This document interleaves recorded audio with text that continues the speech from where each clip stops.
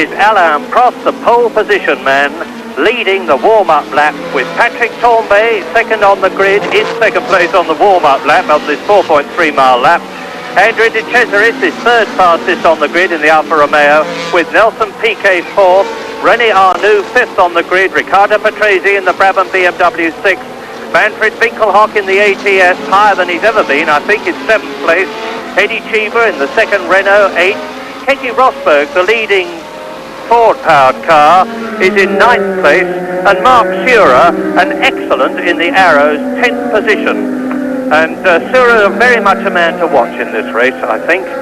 Well, now they're on their way down to the lowest part of the course, the Blanchimont turn, and they start to bear right eventually and join the public highway part of the Spa-Francorchamps circuit, because whilst the new bit across the valley is not public road normally, a large part of the course is still used by normal traffic, and that's unique in Grand Prix racing as far as I can remember at the top of my head for this year. So 26 cars to start. It is a 42-lap race. Monaco, of course, has got public roads. I forgot that. I should have remembered it, because we were, after all, only there last weekend. And 42 laps is 182 miles. And everybody is asking themselves, as the cars thread their way through this superb scenery, is it going to rain? How would it affect things, James, here of all places? Well, to start off with, one of the problems is that the circuit covers quite a large area. The clouds tend to come over pretty localized here, and they're liable to get, if it does arrive, a downpour on one part of the circuit and not on another. And of course that was the age-old problem with this track, that was one of the major nails in its coffin in its original form. But in fact, the weather, I think, was more threatening about 2 to 3 hours ago. The clouds seem to have lifted a bit, and we've got a bit of a breeze going. So, well, I have mixed feelings, because of course it always throws the cat amongst the pigeons, and as it were, livens the race up if we get a bit of rain during the race, and it just remains to be seen where we get it on the track. But of course, if we get half a track wet and half a track dry, then they've got a real problem, because wet tyres don't like dry bits of track, and if it's really streaming wet, dry tyres are no good for that. So there's a problem. Anyway, they're assembled on the grid, waiting for the last cars to stop before the red light. 42 laps to go, 16 cars to refuel, because they were all going to refuel those 16 if it's dry, and it is dry at the moment. And the Belgian Grand Prix is on, and De Cesaris sprints through from the second rank and takes the lead at the first right-hander at La Source, followed by Alain Prost, and they're still getting away at the tail end of the grid. Probably they've had trouble with the lights, and Prost and De Cesaris go through. And now, where are the rest of them? We've had trouble at the start in a big way at the start of the Belgian Grand Prix. Well, it looks like we've had a false start, because Prost and De Cesaris are busy racing, and Tambay and the rest of the field slowed down. The back markers didn't get away. We did not have a caption picture of the lights, so we're unable to tell you anything about what's going on. But certainly the rest of the field is not racing.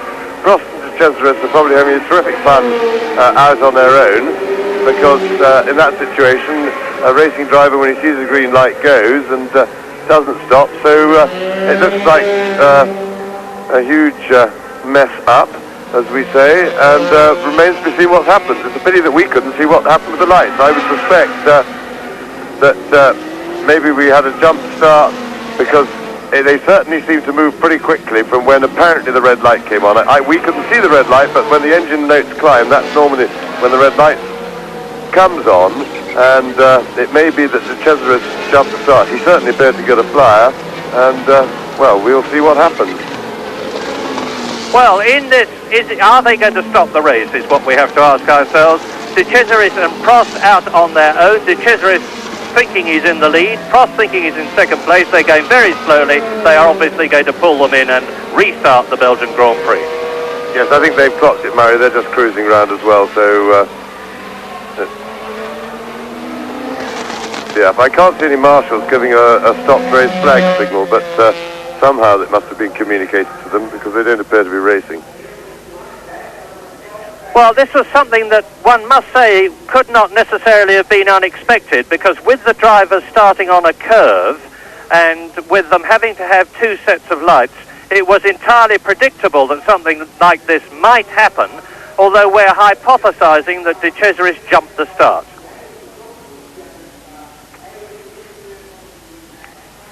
Now, there is the man who is going to stop De Cesaris and Prost as they come up to the grid for the second time. They're coming up to the chicane, and the black flag is being shown there. There is no doubt about the fact that the 42-lap Belgian Grand Prix is going to have to be restarted, because look at the gap.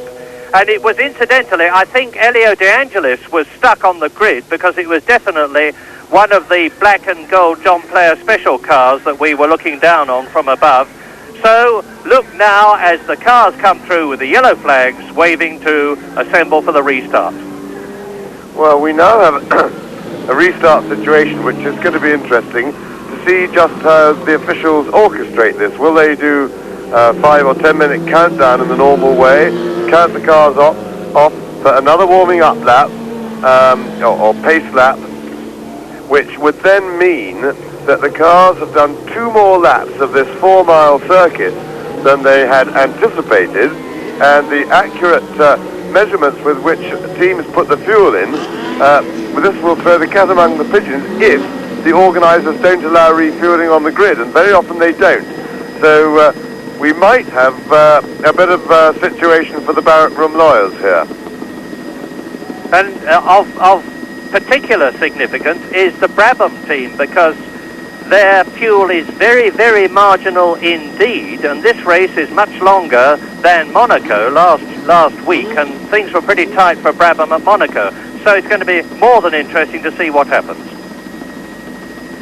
There then is the reformed grid for the 42-lap Belgian Grand Prix. Are we going to get a clean start this time? I wish they'd show us what is on that board so that we can see what it... Thank you very much. 5 minutes. So 5 minutes to go, and let's run through the situation again very quickly. Alain Prost on the left, the man of the year in many ways so far. Prost, who won the French Grand Prix, went on to finish second at San Marino, finished third at Monaco last weekend, is second in the World Championship with 19 points. And then on the right in the Scarlet Ferrari and wearing the blue helmet, Patrick Tambay. Now we're looking at the refueling, and that is Mark Sure's car. I say we're looking at the refueling. We're looking at the refueling gantry. Now, why is that? Because the arrows are not refueling. James? Well, I think he must have had a problem with this car, because he's come actually into the pit. And this presents a problem. There's a 5-minute board out, and he is probably going to have to do a full lap to get right round. And so whatever he's got, he better sort it out quickly. Otherwise, he'll have to start from the pit after the field is gone. Possibly historical in Grand Prix racing, because I wouldn't think they had such a thing as a full start before that. Ready then for another warm-up lap with somebody, one of the turbos smoking very badly. And turbos, of course, do not like being stopped and restarted. They can have trouble. Derek Warwick didn't break a turbo this morning in the half-hour warm-up, non-qualifying session. He absolutely blew one asunder. I've never seen anything like it. A new one has been fitted, and they're hoping that the Tom is going to go through the race all right. So, off on another warm-up lap. Now, they're coming down to La Source. This is the first gear, 50 mile an hour on a flying lap, and then they plunge down to what is probably one of the most photographed sites in a famous course in the world, and that's the approach to Eau Rouge, where the cars bottom out, and the skid plates underneath the cars, and they all have tiny little skid plates.